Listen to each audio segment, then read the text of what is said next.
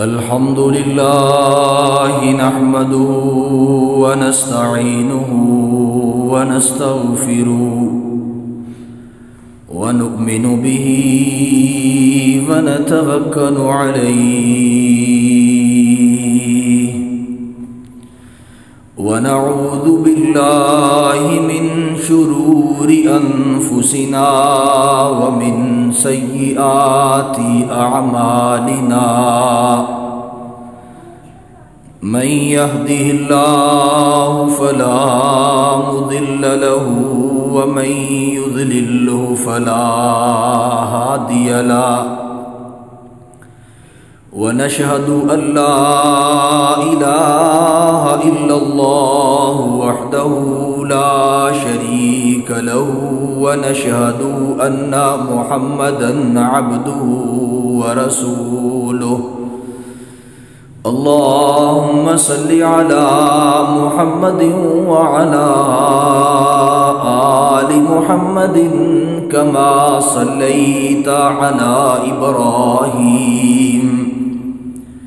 كما صليت على إبراهيم وعلى آل إبراهيم إنك حميد مجيد اللهم بارك على محمد وعلى آل محمد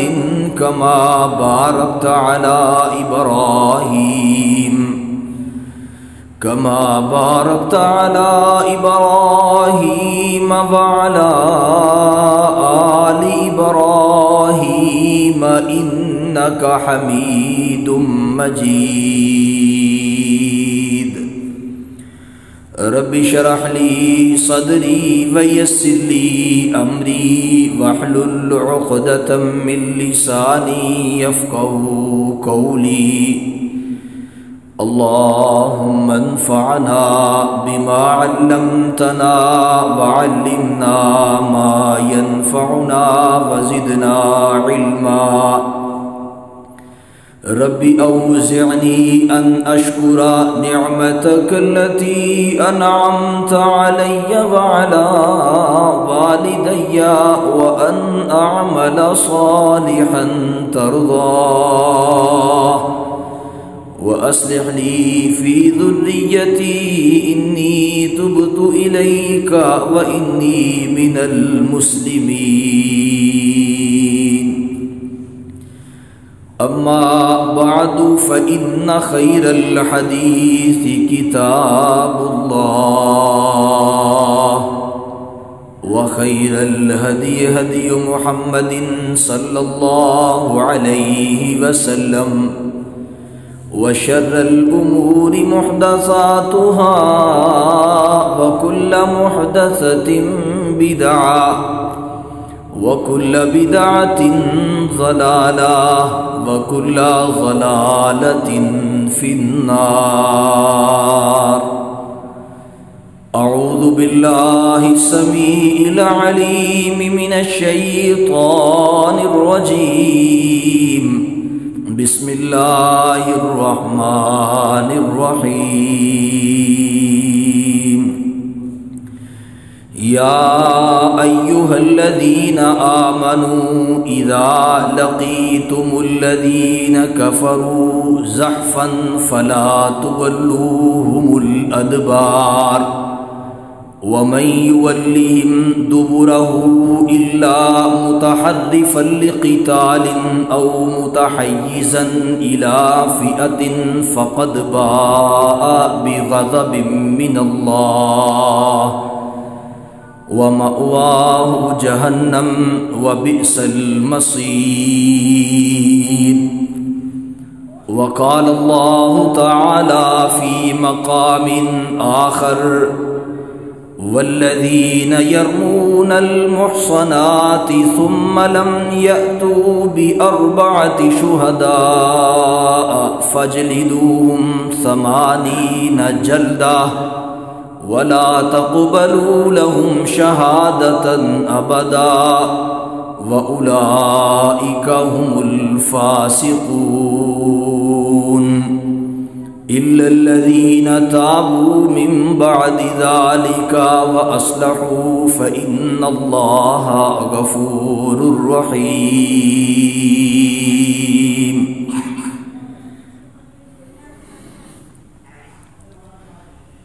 حضرات، گزشتہ مجالس کے اندر حدیث الموبقات کے حوالے سے بات چل رہی تھی۔ ہلاک کر دینے والے گناہوں میں سب سے پہلا گناہ شرک ہے، دوسرا جادو ہے، تیسرا کسی کو ناحق قتل کر دینا ہے، چوتھا گناہ سود کھانا، پانچواں گناہ یتیم کا مال کھانا۔ آج کی اس مجلس میں اپنے اس عنوان کو اللہ کی توفیق سے مکمل کرتے ہوئے ہلاک کر دینے والا چھٹا اور ساتواں گناہ کون کون سا ہے اس کے حوالے سے بات ہوگی انشاءاللہ۔ ہلاک کر دینے والا چھٹا گناہ، اللہ کے پاک پیغمبر محمد رسول اللہ صلی اللہ علیہ وسلم نے فرمایا، وَتَوَلِّيَ يَوْمُ الزَّحْفِ، میدان جہاد میں، میدان جنگ میں، لڑائی کے دوران پیٹ پھیر کے بھاگ جانا، مسلمانوں کے لیے نقصان کا باعث بننا، مسلمانوں کے لشکر کے لیے فتنے کا باعث بننا۔ اللہ کے پاک پیغمبر علیہ السلام نے ہلاک کر دینے والے گناہوں میں اس گناہ کو چھٹے نمبر پہ شمار کیا ہے، اور خود اللہ کا الحاکمین نے قرآن مجید فرقان حمید کے اندر بارہا مقامات پہ اس بات کا تذکرہ کیا، یا ایھا الذین آمنوا اذا لقیتم الذین کفروا زحفا فلا تولوہم الادبار، ایمان لانے والو، ایمان کا دم بھرنے والو، جب تمہارا مقابلہ کافروں کے ساتھ ہو جائے، جب تمہاری فوجیں کفار کے مد مقابل آ جائیں تو فلا تولوہم الادبار، پیٹ پھیر کے بھاگنا نہیں ہے بلکہ ڈٹ کے ان کا مقابلہ کرنا ہے، ان کے ساتھ لڑائی کرنی ہے۔ اگر ان کے ساتھ لڑائی کرو گے یقیناً اللہ احکم الحاکمین تمہاری مدد کے لیے آسمان سے فرشتوں کو بھیجے گا۔ لیکن جو آدمی لڑائی کے دوران پیٹ پھیر کے بھاگ جاتا ہے، اللہ فرماتے ہیں وَمَن يُوَلِّهِمْ يَوْمَئِذٍ دُبُرَهُ إِلَّا مُتَحَرِّفًا لِقِتَالٍ أَوْ مُتَحَيِّزًا إِلَى فِئَةٍ فَقَدْ بَاءَ بِغَضَبٍ مِّنَ اللَّهِ، جس نے پیٹھ دکھائی، جو ڈر کے بھاگ گیا، گھر سے لڑائی کرنے کے لیے آیا، جہاد کرنے کے لیے آیا، لیکن میدان جنگ کے اندر بیوی یاد آ گئی، بچے یاد آ گئے، اپنا کوئی کام یاد آ گیا، یا کفار کے ساتھ لڑائی کے دوران ڈر گیا، بھاگ نکلا، اللہ فرماتے ہیں فقد باء بغضب من اللہ، اس نے اپنے آپ کو اللہ احکم الحاکمین کے غضب کا شکار کر لیا ہے۔ فقد باء بغضب من اللہ، اور صرف اس کے اوپر اللہ کا غضب اور غصہ ہی نازل نہیں ہوگا بلکہ وَمَأْوَاهُ جہنم، اللہ اس کو جہنم کا ایندھن بنا دے گا۔ حضرت ثوبان رضی اللہ تعالیٰ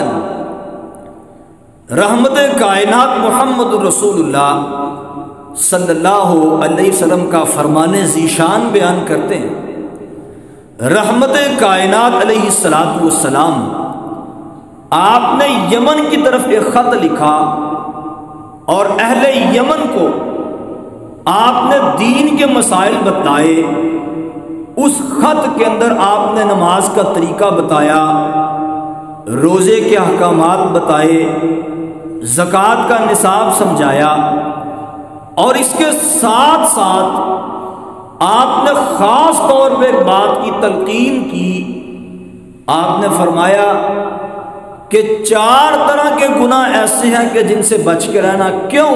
اس لیے آپ نے فرمایا قیامت والے دن اللہ احکم الحاکمین کے ہاں یہ سب سے بڑے گناہ ہوں گے۔ ان میں پہلا گناہ آپ نے فرمایا کہ اللہ کے ساتھ شرک نہیں کرنا۔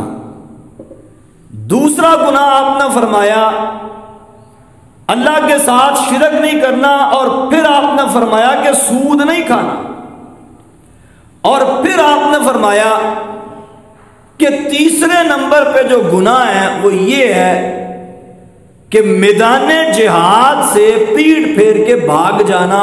یہ قیامت والے دن اللہ احکم الحاکمین کے ہاں سب سے بڑے گناہوں میں تیسرے نمبر پہ گناہ ہوگا۔ اور چوتھے نمبر پہ آپ نے فرمایا کہ والدین کی نافرمانی کرنا۔ قیامت والے دن اللہ احکم الحاکمین کے ہاں جو سب سے بڑا گناہ شمار کیا جائے گا، چوتھے نمبر پہ وہ والدین کی نافرمانی کرنا ہے۔ اور اسی طرح صحابی رسول حضرت ابو بریرہ رضی اللہ تعالیٰ وہ فرمایا کرتے کہ میدان جہاد سے بھاگنے والا شخص بڑا ہی بہادر ہے۔ تو لوگ سوال کرتے کہ یہ کیا بات ہوئی، ایک بندہ ڈر کے بھاگ رہا ہے تو وہ بہادر کیسے ہو سکتا ہے؟ آپ فرمایا کرتے کہ وہ اتنی جرت کر رہا ہے کہ اپنے آپ کو اللہ کے مقابلے میں کھڑا کر رہا ہے کہ اللہ نے ایک چیز سے منع کیا ہے، ایک چیز سے روکا ہے، لیکن وہ رکتا نہیں ہے۔ وہ اتنا بہادر ہے کہ اپنے آپ کو اللہ کے مقابلے میں کھڑا کر رہا ہے۔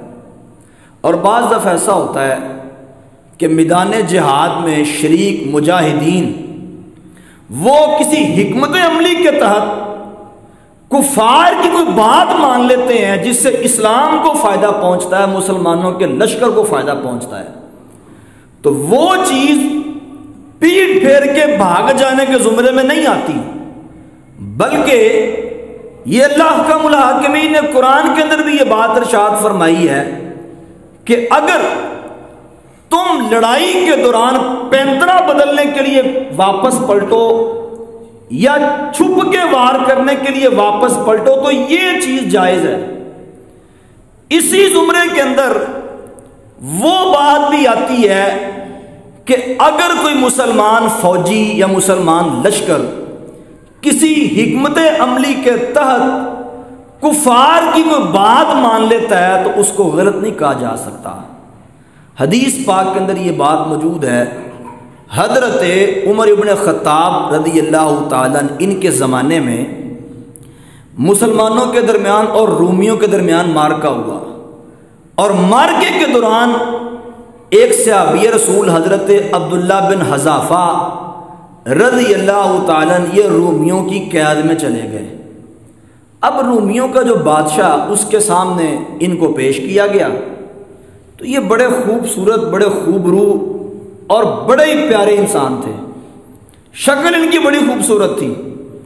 تو بادشاہ کہنے لگا کہ میری بات مان، اسلام کو چھوڑ کے عیسائی ہو جا۔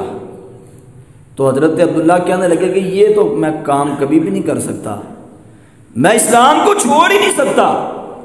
تو بادشاہ کہنے لگا اگر تو میری بات مانے گا تو میں اپنی بیٹی کا رشتہ بھی دوں گا۔ اس نے کہا مجھے یہ بات ہی منظور نہیں ہے۔ بادشاہ کہنے لگا بیٹی کا رشتہ بھی دوں گا اور آدھی سلطنت بھی دے دوں گا، شرط یہ ہے کہ مسلمانوں سے عیسائی ہو جا۔ حضرت عبداللہ کہنے لگے مجھے یہ بات منظور نہیں ہے۔ تو اس نے ڈرانے کے لیے کہا کہ اگر تو نے میری بات نہ مانی تو میں تجھے جلتے ہوئے تیل کے اندر پھینک دوں گا۔ انہوں نے کہا جو جی میں آتا کر لے۔ بادشاہ نے ایک تیل کی دیگ کو منگایا، دیگ ہے اس کے اندر تیل ہے، اور اس کے نیچے اس نے آگ کو بھڑکا دیا۔ جب تیل فل گرم ہو گیا نا، جوش مارنے لگا، اس نے مسلمان قیدی بلوائے اور اپنے سپاہیوں کو حکم دیا کہ ان کو اس تیل والی دیگ کے اندر پھینک دیا جائے۔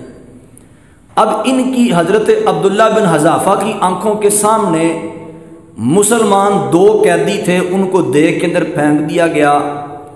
آنن فانن ان قیدیوں کا جو گوشت ہے وہ علیحدہ ہو گیا، ہڈیاں علیحدہ ہو گئیں۔ تو حضرت عبداللہ بن حذافہ رضی اللہ تعالیٰ انہوں نے یہ منظر دیکھنے کے باوجود بات ماننے سے انکار کر دیا۔ اس نے حکم دیا کہ اس کو بھی اس دیگ کے اندر ڈال دیا جائے۔ جب اس کے سپاہی ڈالنے کے لیے لے کے جا رہے تھے تو حضرت عبداللہ کی آنکھوں میں آنسو آ گئے، تو انہوں نے سمجھا شاید ڈر گئے ہیں، بادشاہ کے پاس لے کے آئے، بادشاہ نے واپس بلا لیا۔ عبداللہ لگتا ہے تو ڈر گیا ہے، تو میری بات مان لے گا؟ تو حضرت عبداللہ کہنے لگے کہ یہ مت سمجھنا کہ میں تیرے اس ظلم سے ڈر گیا ہوں، میں اس لیے رویا ہوں کہ آج اللہ حکم الحاکمین کے رستے میں قربان ہونے کا وقت آیا تو عبداللہ کے پاس صرف ایک ہی جان ہے۔ میری یہ تمنا ہے، میری یہ خواہش ہے کہ میرے جسم کے اوپر جتنے بھی بال ہیں نا، اللہ ہر بال کے بدلے مجھے جان عطا کر دے، میں ایک ایک کر کے اللہ کی راہ میں قربان کر دوں، لیکن میں اس کے دین کو کبھی نہیں چھوڑوں گا، میں کمپرومائز نہیں کروں گا۔ یہ نبی کے صحابہ۔ تو اس نے کہا یہ بندہ ماننے والا نہیں ہے۔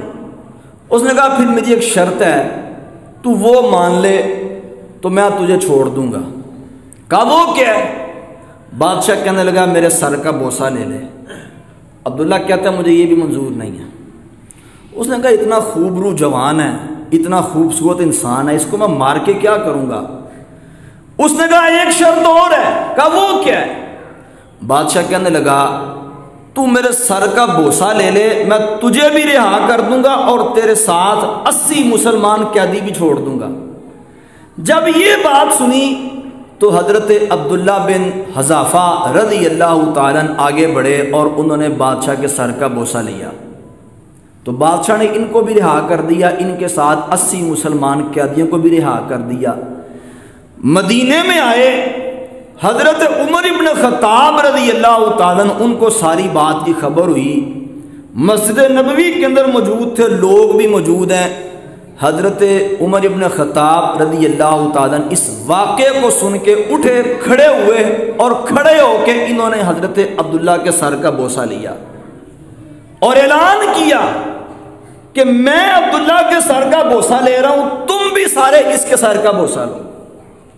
تو حضرت عبداللہ کہتے ہیں مجھے صحابہ مذاق کیا کرتے تھے کہ تو نے بادشاہ کے سر کا بوسہ لیا ہے، تو میں فخر سے کہا کرتا تھا ہاں اس کے بدلے میں نے 80 قیدی بھی رہا کروائے ہیں۔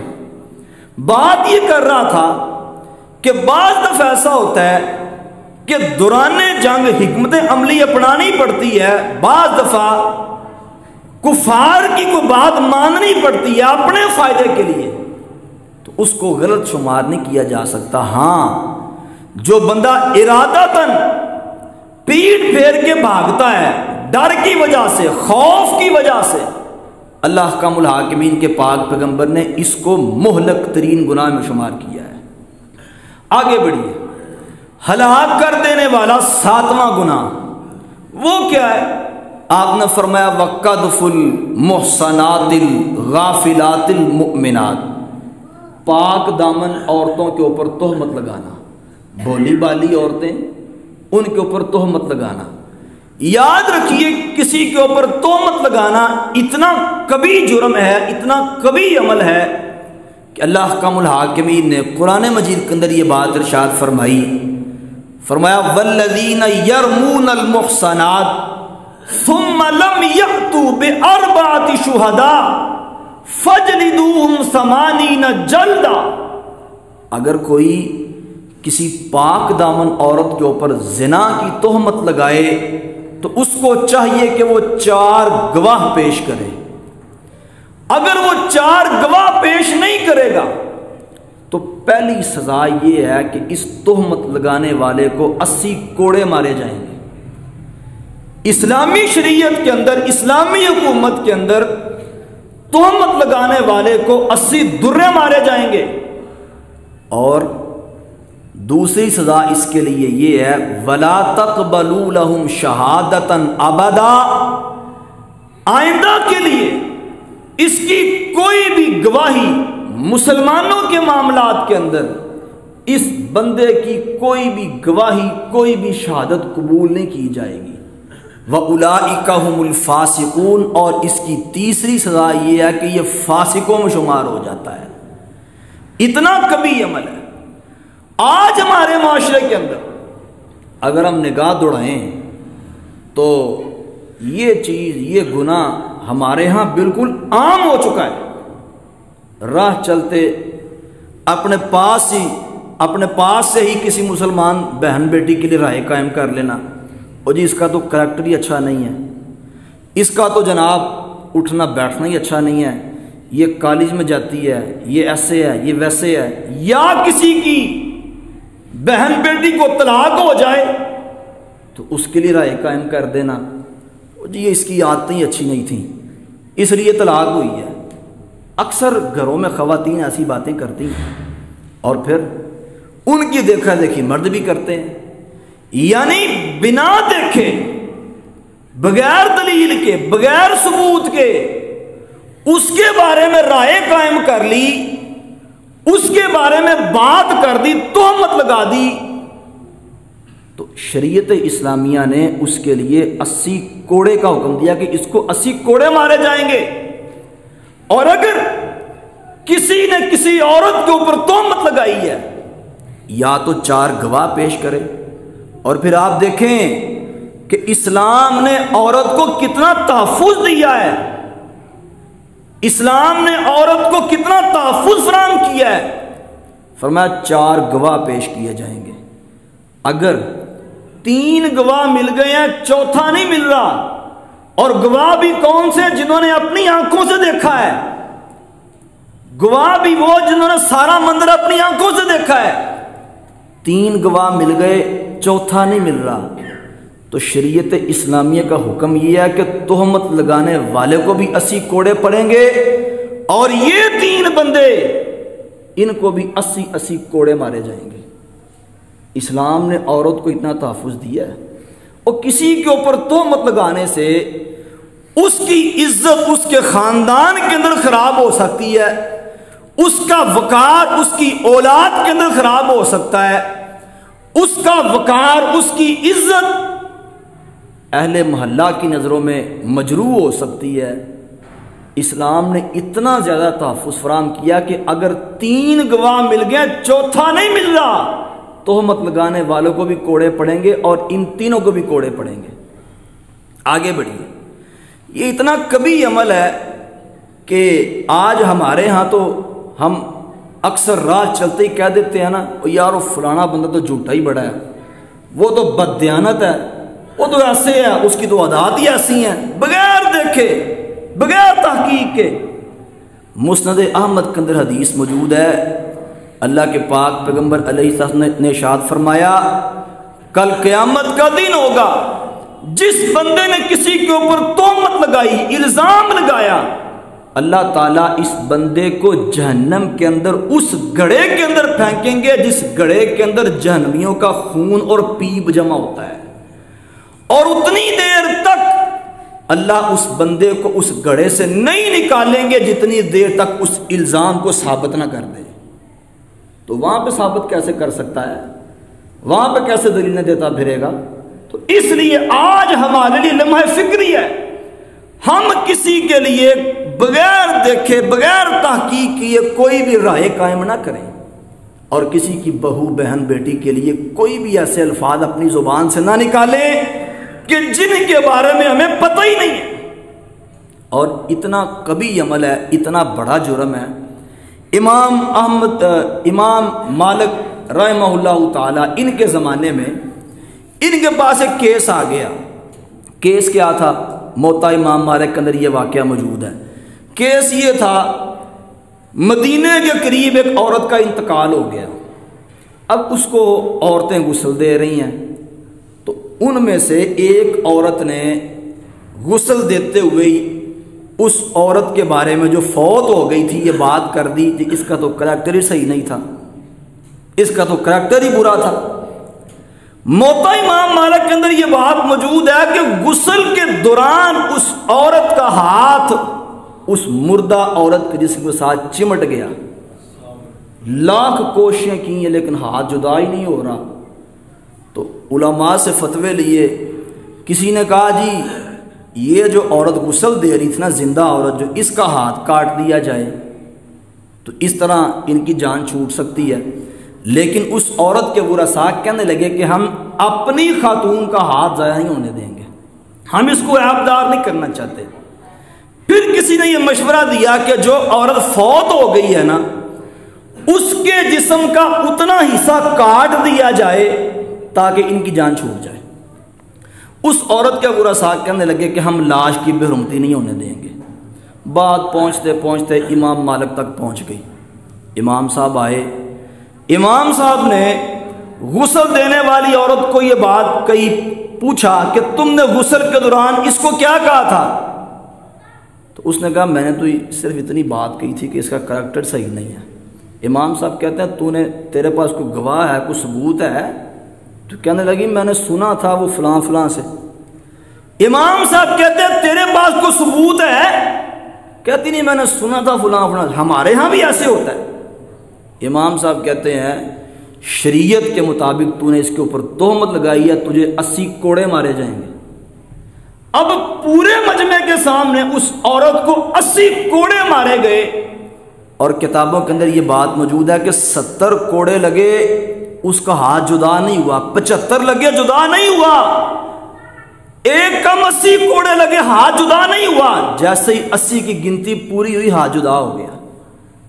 اللہ رب العزت نے دنیا کے اندر ہی دکھا دیا، دنیا کے اندر اللہ کا الحاکمین نے لوگوں کو بتا دیا، جو کسی کے اوپر تہمت لگاتا ہے اللہ تعالیٰ کو یہ بات پسند نہیں ہے۔ اور صحیح البخاری کے اندر حدیث موجود ہے، آپ نے فرمایا کہ کسی کے اوپر آپ نے فرمایا فسق اور کفر کی تہمت نہ لگاؤ۔ ہمارے ہاں کیا ہے، ممبر پہ کھڑے ہو کے مولوی صاحب کفر کے فتوے بانٹ رہے ہوتے ہیں، یا دکان پہ بیٹھا شخص اپنے دوسرے مسلمان بھائی کے لیے ایسی بات کر رہا ہوتا ہے، وہ یار یہ تو جھوٹا آدمی ہے، فاسق آدمی ہے، بدکار آدمی ہے، پتہ نہیں کیا کیا، اور ممبر پہ کھڑے ہو کے مولوی صاحب کفر کے فتوے بانٹ رہے ہوتے ہیں۔ اللہ کے پاک پیغمبر نے فرمایا کہ کسی کے اوپر فسق اور کفر کی تہمت نہ لگاؤ، اس لیے کہ اگر وہ فاسق یا کافر نہ ہوا تو کہنے والا ہو جاتا ہے، اگر وہ کافر یا فاسق نہ ہوا تو جو کہہ رہا وہ کافر ہو جاتا ہے۔ آؤ آخری بات کر کے اپنی بات کو سمیٹوں۔ اسی زمرے میں سیدہ حضرت عائشہ رضی اللہ تعالی عنہا، ان کے اوپر بھی ایک تہمت لگی جس کا تذکرہ اللہ نے قرآن مجید کے اندر کیا ہے۔ سیدہ حضرت عائشہ رضی اللہ تعالی عنہا فرماتی ہیں اللہ کے پاک پیغمبر علیہ الصلاۃ والسلام جب کسی جنگ کے لیے جاتے، غزوے کے لیے، یا آپ سفر پہ جاتے نا، آپ اپنی ازواج کے درمیان قرہ ڈالتے، قرہ اندازی کرتے، جس بیوی کا نام نکلتا آپ اس بیوی کو اپنے ساتھ سفر میں لے جاتے۔ فرماتی ہیں ایک غزوے کے دوران اللہ کے پاک پیغمبر نے رخصت ہونے سے پہلے قرہ ڈالا، میرا نام نکل آیا، میں اللہ کے پاک پیغمبر کے ساتھ اس سفر پر روانہ ہو گئی۔ فرماتی ہیں رحمت کائنات علیہ الصلاۃ والسلام جنگ سے فتح یاب ہو کے واپس لوٹ رہے تھے، تو اللہ کے پاک پیغمبر نے ایک جگہ پہ پڑاؤ ڈالا، آپ نے ایک جگہ پہ قیام کیا، لشکر کو ٹھہرایا، اور تھوڑی دیر رکنے کے بعد اللہ کے پاک پیغمبر نے وہاں سے لشکر کو کوچ کرنے کا حکم دیا۔ فرماتی ہیں کہ میں نے یہ سوچا کہ لشکر بہت بڑا ہے تو ان کے کوچ کرنے کی جو تیاری ہے اس پہ ٹائم لگ جائے گا، تو کیوں نہ میں قضائے حاجت سے فارغ ہوا ہوں۔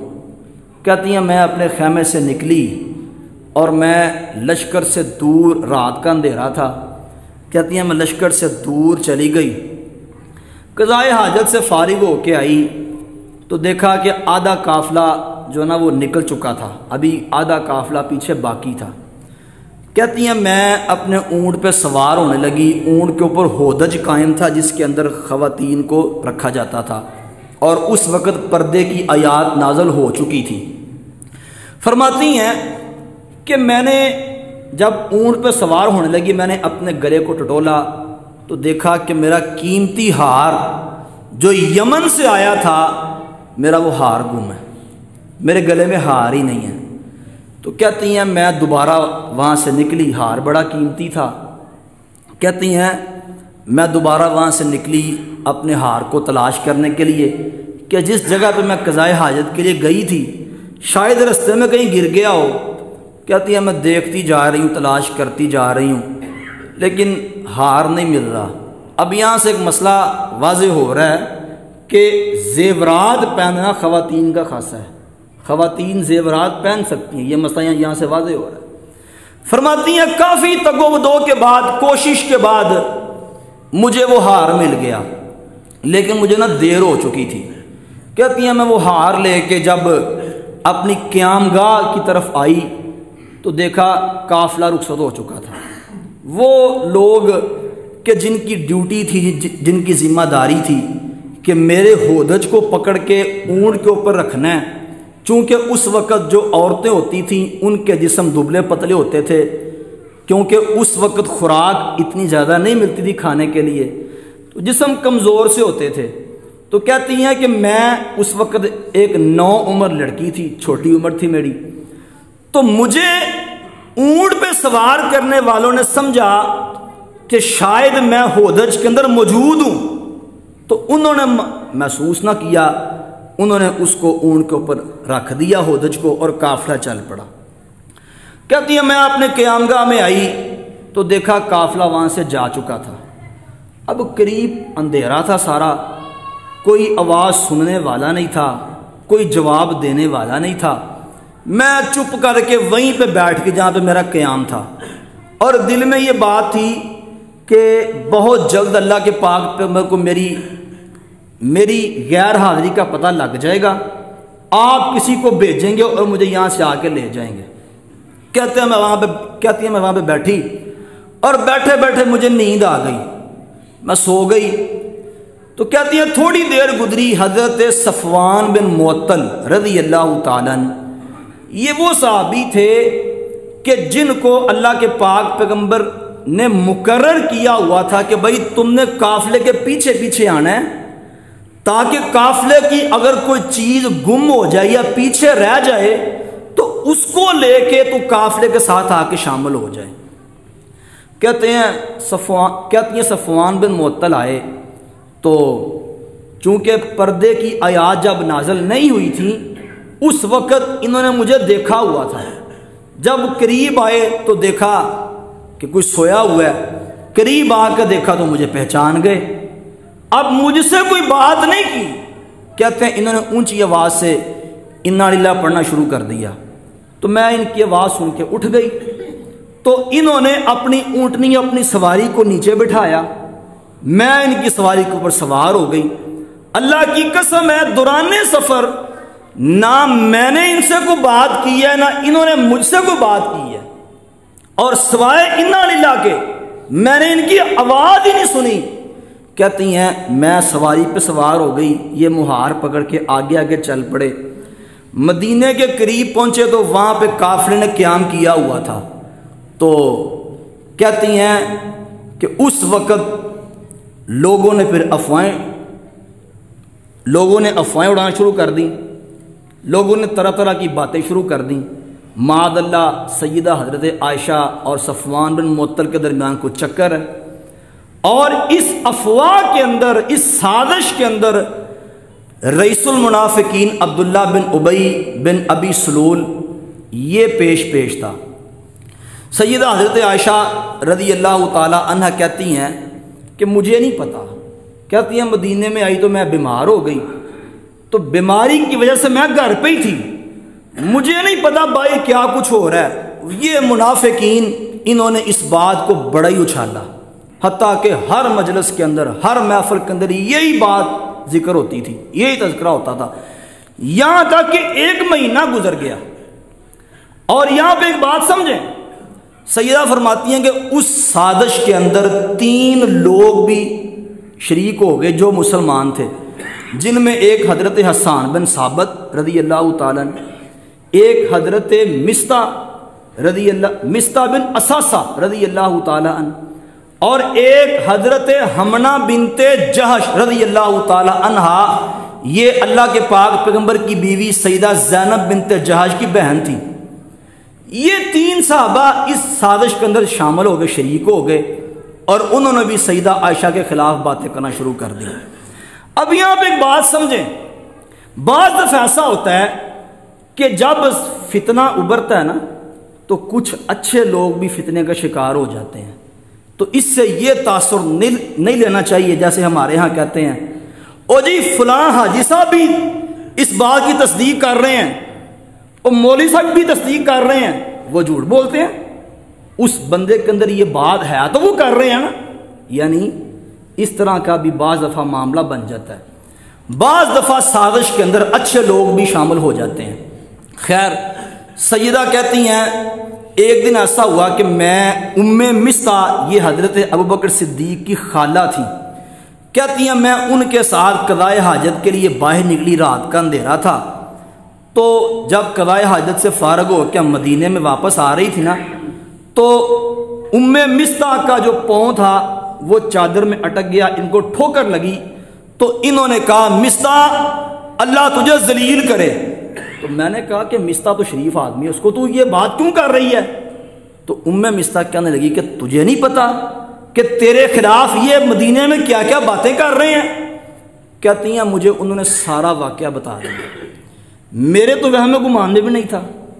کہتی ہیں میں گھر آئی، گھر آ کے میرے آنسو تھے کہ تھمنے کا نام نہیں لیتے تھے۔ کہتی ہیں میری بیماری اور بڑھ گئی، اللہ کے پاک، اور میں نے ایک بات محسوس کی، اللہ کے پاک پیغمبر جب بھی میں بیمار ہوتی میرے پاس آتے، آپ بڑی محبت کرتے، لیکن اب کی بار جب میں بیمار ہوئی اللہ کے پاک پیغمبر میرے پاس آتے اور صرف اتنا ہی پوچھتے عائشہ تیری طبیعت کیسی ہے، بس، اور پھر آپ چلے جاتے۔ اللہ کے پاک پیغمبر آئے تو انہوں نے کہا عائشہ تیری طبیعت کیسی ہے؟ تو میں نے کہا کہ میں اپنے والدین کے گھر جانا چاہتی ہوں، آپ مجھے اجازت دیں۔ اللہ کے پاک پیغمبر نے اجازت دے دی۔ کہتی ہیں میں اپنے والدین کے گھر آ گئی اور اپنی والدہ کو میں نے یہ بات ساری بتائی کہ کیا یہ باتیں میرے خلاف ہو رہی ہیں مدینے میں؟ تو میری والدہ نے مجھے تسلی دی، دلاسا دیا۔ کہتے ہیں تھوڑے دن گزرے، اللہ کے پاک پیغمبر نے 2 صحابہ کو مشورے کے لیے بلایا، حضرت اسامہ بن زیاد کو اور حضرت علی المرتضیٰ کو، کہ مجھے آپ مشورہ دیں میں کیا کروں، کیا اپنی بیوی کو چھوڑ دوں، طلاق دے دوں؟ اسامہ بن زیاد کہنے لگے کہ میں نے آپ کی بیوی کے اندر خیر کے سوا کچھ بھی نہیں دیکھا۔ حضرت علی کہنے لگے کہ آپ کے لیے بیویاں اور بہت زیادہ ہیں، اگر آپ ان کو رکھنا نہیں چاہتے آپ چھوڑ دیں، آپ کو بیویاں اور بہت زیادہ ہیں۔ ہاں ان کی جو لونڈی ہے حضرت بریرہ، آپ ان سے تحقیق کریں، ان سے پوچھیں۔ اللہ کے پاک پیغمبر نے سیدہ بریرہ کو بلایا، بریرہ نے یہ بات کہی، اے اللہ کے پاک پیغمبر عائشہ کے اندر خیر کے سوا میں نے کچھ بھی نہیں دیکھا، ان کی لونڈی ہیں۔ ہاں ایک بات ضرور ہے، چھوٹی عمر کی ہیں، ابھی آٹا گوندتی ہیں، آٹا گوندتے گوندتے سو جاتی ہیں، بکری آتی ہے اور آٹا سارا کھا جاتی ہے، یعنی صرف یہ میں نے چیز نوٹ کی ہے، اس کے سوا میں نے کچھ بھی نوٹ نہیں کیا۔ خیر واقعہ مختصر، واقعہ لمبا ہے، مختصراً یہ فرماتی ہیں کہ ایک دن ایسا ہوا میں اپنے والدین کے گھر میں موجود تھی اور مجھے والدین کے گھر میں مسلسل 2 دن اور 1 رات گزر گئی، ایک لمحہ بھی مجھے نیند نہیں آئی، مسلسل میں روتی رہی، ایک لمحہ بھی مجھے نیند نہیں آئی۔ اللہ کے پاک پیغمبر میرے بابا کے گھر میں آئے اور میرے پاس آ کے بیٹھ گئے۔ کہتی ہیں کہ دوران بیماری اللہ کے پاک پیغمبر میرے پاس آ کے نہیں بیٹھے تھے، لیکن اس دن آ کے بیٹھے تو مجھے کہنے لگے عائشہ اگر تو تجھ سے غلطی ہو گئی ہے نا تو اللہ سے معافی مانگ، اللہ معاف کرنے والا ہے، اگر غلطی نہیں ہوئی تو مجھے بتا، میں تیری صفائی پیش کروں گا۔ سیدہ کہتی ہیں میں نے اپنے بابا کو کہا کہ آپ جواب دیں، میرے بابا نے بھی انکار کر دیا۔ میں نے اپنی ماں کو کہا کہ آپ جواب دیں اللہ کے پاک پیغمبر کو، انہوں نے بھی انکار کر دیا۔ تو پھر میں نے خود اللہ کے پاک پیغمبر کو یہ بات کہی کہ اگر تو میں یہ کہوں کہ میں نے کوئی بھی گناہ نہیں کیا تو آپ نے میری بات ماننی نہیں ہے، اور اگر میں کہوں کہ میں نے گناہ کیا ہے تو وہ میں نے کیا ہی نہیں ہے، میں کیوں کہوں کہ میں نے گناہ کیا ہے؟ بہرحال میں اب آپ سے کوئی بات نہیں کروں گی، میں اب اللہ سے ہر بات کروں گی۔ کہتی ہیں میں نے یہ بات کہی اور میں رخ پلٹ کے لیٹ گئی، سردی کا موسم تھا، میں اللہ سے گڑ گڑا کے اللہ سے التجائیں کر رہی ہوں، مناجات کر رہی ہوں۔ اسی دوران ابھی کوئی اٹھ کے باہر نہیں گیا۔ کہتی ہیں سردی کا موسم تھا اور سردی بھی ٹھٹرتی سردی، سخت سردی کا موسم۔ کہتی ہیں کوئی بھی باہر نہیں گیا، اللہ کے پاک پیغمبر کے اوپر وحی کا نزول شروع ہو گیا، اور سردی کے عالم کے اندر رحمت کائنات کے وجود سے پسینے کے قطرات نمودار ہونا شروع ہو گئے، اور موتیوں کی طرح وہ قطرات گر رہے ہیں۔ وحی کا نزول ختم ہوا، آپ مسکرائے، آپ نے فرمایا، سب سے پہلی بات اللہ کے پاک پیغمبر نے یہ کہی، عائشہ اللہ نے تجھے ہر الزام سے بری کر دیا ہے۔ اور سیدہ عائشہ رضی اللہ تعالیٰ عنہ کہتی ہیں مجھے یقین نہیں تھا، مجھے صرف اتنا پتا تھا کہ اللہ کے پاک پیغمبر کو خواب آئے گا اور خواب کے اندر اللہ مجھے بری کریں گے، مجھے یہ تو یقین ہی نہیں تھا کہ اللہ میرے لیے آسمان سے قرآن اتاریں گے۔ اللہ حکم الحاکمین نے قرآن کی 10 آیات کو نازل فرما دیا، اور صحابہ کہا کرتے تھے یہ اتنا شاندار گرانا ہے، جب حضرت ابوبکر صدیق کے اوپر تہمت لگی اللہ نے آسمان سے قرآن اتارا، جب ان کی بیٹی پہ تہمت لگی اللہ نے آسمان سے قرآن اتارا۔ یہ اتنا بابرکت گرانا ہے۔ بہرحال بات کا خلاصہ یہ کہ آج ہمارا یہ عنوان حدیث الموبقات، ہلاک کر دینے والے جو 7 گناہ تھے ان کا آج ہم نے اللہ کے فضل سے ان کو مکمل کیا ہے۔ ان میں پہلا گناہ شرک ہے، دوسرا جادو ہے، تیسرا گناہ کسی کو قتل کرنا ہے، چوتھا گناہ سود کھانا ہے، پانچواں گناہ یتیم کا مال کھانا ہے، چھٹا گناہ جہاد سے پیٹ پھیر کے بھاگ جانا ہے، اور 7واں گناہ کسی مسلمان عورت کے اوپر تہمت لگانا۔ اللہ حکم الحاکمین سے دعا ہے اللہ ہمیں ہر قسم کے بڑے گناہوں سے چھوٹے گناہوں سے محفوظ فرمائے، جو کچھ سنایا ہے اس کے اوپر عمل کی توفیق عطا فرمائے۔ اقول قولی ھذا واستغفر اللہ لی ولکم ولسائر المسلمین۔